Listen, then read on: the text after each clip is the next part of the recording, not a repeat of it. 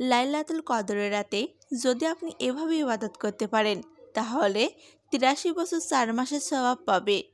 সুবহানাল্লাহ। একটু ভেবে দেখেন তো, হয়তো আমরা ৮৩ বছর বাঁচব না, কিন্তু আল্লাহ পাক রব্বুল আলামিন আমাদের এমন একটি রাত উপহার দিয়েছেন যে এক রাতেই ইবাদত করলে, নামাজ পড়লে, দোয়া করলে ৮৩ বছর ইবাদতের সওয়াব এক রাতেই পাবো।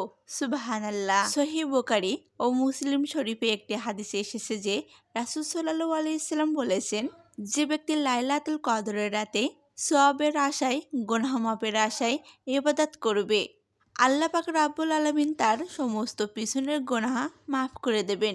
সুবহানাল্লাহ। ভেবে দেখেন তো, এক রাত ইবাদত করলে ২০ বছর, ৩০ বছর, ৪০ বছরের পেছনের সমস্ত গুনাহ আল্লাহ তাআলা মাফ করে দেবেন। এই রাত হচ্ছে ইবাদতের রাত, গুনাহ মাফের রাত, আল্লাহ তাআলার কাছে নিজেকে সঁপে দেওয়ার রাত। এবার আসি সবচেয়ে গুরুত্বপূর্ণ বিষয় নিয়ে। অনেকেই আছেন দুনিয়ার বিভিন্ন ব্যস্ততার কারণে অনেক কিছু জানেন না বা জানা হয়ে ওঠেনি। আসুন জেনে নেন ধাপে ধাপে। অনেকেই মনে করেন কদরের রাতের জন্য নির্দিষ্ট নামাজ বরাদ্দ করা, কিন্তু এখানেই ভুল। কদরের নামাজও পড়তে হয় নফল নামাজ। আপনি ২ রাকাত, ৪ রাকাত, ৮ রাকাত, ১২ রাকাত যত ইচ্ছা তত নামাজ আদায় করতে পারেন। ধীরে ধীরে নামাজ আদায় করবেন। এভাবে তাড়াহুড়ো করে অনেকে রাকাত নামাজ পড়তে হবে এমনটা কিন্তু নয়। অনেকেই আছেন কদরের নামাজের নিয়ত মুখস্থ করেন। যারা আরবিতে জানেন না তারা বাংলায় বলতে পারেন। সবচেয়ে বড় কথা, মনের ইচ্ছাটা সবচেয়ে বড় কথা। এই যে আপনি ভাবছেন আমি নামাজ পড়বো, ইবাদত করব, এটা ভেবে যখন আপনি জায়নামাজে পাটিতে দাঁড়াচ্ছেন, এইটাই হচ্ছে সবচেয়ে বড় নিয়ত। এবার আপনি খুব সহজে বাংলায় বলবেন, আমি আল্লাহর সন্তুষ্টির জন্য লাইলাতুল কদরের ২ রাকাত নফল নামাজ আদায় করার নিয়ত করছি। আল্লাহু আকবার। ব্যাস, এইটুকু যথেষ্ট। কোনো আরবিতে মুখস্থ করার জন্য বাধ্যবাধকতা নেই। এই নামাজ কোন সময় থেকে শুরু করবেন?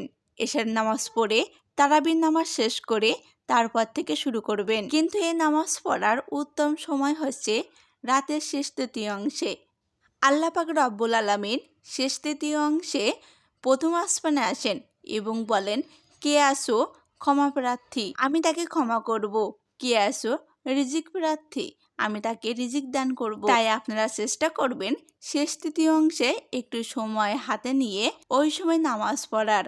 ওই সময় নামাজ পড়ে আল্লাহ তাআলার কাছে দোয়া করবেন। ইনশাল্লাহ আল্লাহ তাআলা আপনার দোয়া কবুল করবেন, আপনি মাফ চেয়ে নেবেন। এবার অনেকেই ভাবেন যে কদরের রাতে কোন কোন সূরা মিলিয়ে পড়তে হয়। কদরের রাতে তেমন কোনো সূরা বাধ্যকতা নেই যে আপনি এটাই পড়তে হবে, কিন্তু আপনি যদি চান প্রথম রাকাতে সূরা ফাতিহা সহ সূরা কদর পড়তে পারেন এবং দ্বিতীয় রাকাতে সূরা ইখলাস পড়তে পারেন। যারা বেশি সূরা জানেন না তারা কি মন খারাপ করবেন? একদমই না, তারা মন খারাপ করবেন না। আপনারা যেটা জানেন ওটা দিয়ে নামাজ পড়বেন। কুল হু আল্লাহু আহাদ, এটা তো সবাই জানেন। এই সূরা দিয়ে আপনি নামাজ পড়বেন। হাদিসে আছে ৩ বার কুল হু আল্লাহু আহাদ, একবার কোরআন খতম দেওয়ার সওয়াব পাবেন। এজন্য আপনি এই সূরা দিয়ে আপনি নামাজ পড়তে পারেন।